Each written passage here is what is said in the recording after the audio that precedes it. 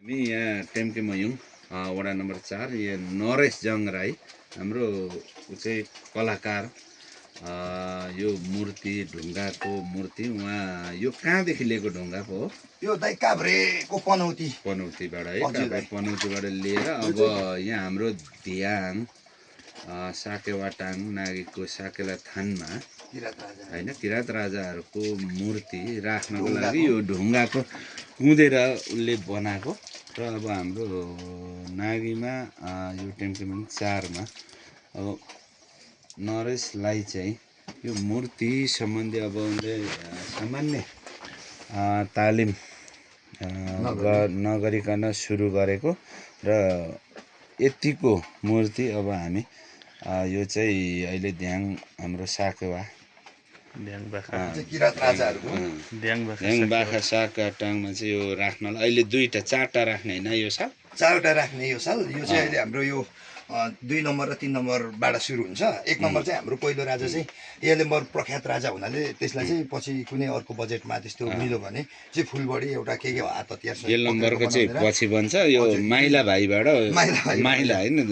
माइला दोस्रो देखिको बन्दैछ र अहिले म चाहिँ अब सरोज बस्नेत टेम्केमन गाउँपालिकाको प्रमुख यहाँ कस्तो बन्यो त भनेर यो अलिकति प्रदेशबाट अलिकति पैसा पनि थियो हैन 8-9 लाख अब त्यसको चाहिँ यो मूर्ति अब यसरी अब हामीले चाहिँ यो कलाकार जन्माउने पनि र संस्कारलाई संस्कृतिलाई पनि जगेर्ना गर्ने हिसाबले चाहिँ यो बनाउँदै गरेको यो असारको अब अन्तिम जस्तो अवस्था छ कस्तो बन्दै रहेछ भनेर यहाँ नरेशलाई सोध्न यसो हेर्नलाई आएको धुदा अर्कै हुन्छ यो चाहिँ अहिले यो देखेको चाहिँ यो चाहिँ दाइ यो चाहिँ सबै यो दलसिङ ढुङ्गाहरू हो क्या यो चाहिँ धोएपछि कलरहरू सबै यो चाहिँ सेतो दलसिङ ढुङ्गा अर्को यो चाहिँ एकदम कडा हुन्छ दाइ यो चाहिँ यस्तो तरिकाले बनाएको छ यस्तो हेर के मजाको देखिँदो रहेछ अब यसलाई अब हामीले चाहिँ यो अब यसलाई निरन्तर अलिकति चाहिँ हामी यो कलाको सम्मान पनि हैन अनि हाम्रो संस्कार संरक्षण पनि संस्कृति संरक्षण पनि गर्ने हिसाबले स्थानीय तहले अब काम गर्नु खोजेको छौँ। अहिले 2टा बन्यो अब यो साल हामी 4वटा बनाउने हैन हजुर दाइ यो साल चाहिँ अहिले चाहिँ अनि यहाँ बिहानै यसो आएको थिएँ यो हेरिराखौँ नि त एउटा चाहिँ अब हाम्रो नरेश राईको यो कलालाई पनि यो चाहिँ जस्तो कि यो छोटो भन्दै हो त यो चाहिँ अब कस्तो भने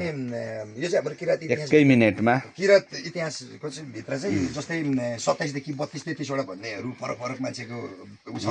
त्यो भएको हिसाबले अब जेसुकै भए पनि पछि मलाई पनि कसैले 28 वटा भन्छ कसैले 32 वटा भनिदिन्छ हैन यसलाई चाहिँ अब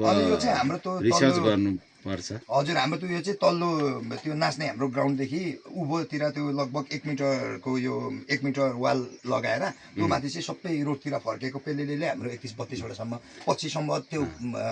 बजेट कहाँतैबाट अब हैन स्थानीय सरकारदेखि लिएर सबैबाट भयो भने त्यो एउटा मेरो चाहिँ ल अब अहिलेलाई धन्यवाद छ कस्तो भने अब सानो बजेटमा अब मेहनत गरेको छौ हजुर दाइ पृथ्वी रहिलेसम्म पनि रहन्छ दाइ यो भनेको अनि यसलाई पछिसम्म अब अरु पनि अब हामीले मुन्दुम पदमार्गतिर पनि केही अब चाहिँ सोचेका छौँ अहिले सोचेको कुरा अब फेरि सबैसँग परामर्श अलिकति राम्रो कसरी गर्ने भन्ने हो त्यो पनि सोचेका छौँ तसर्थ अहिले यो कस्तो बन्दै रहेछ भन्दाखेरि अत्यन्तै राम्रो छ है यो भिडियो हेर्ने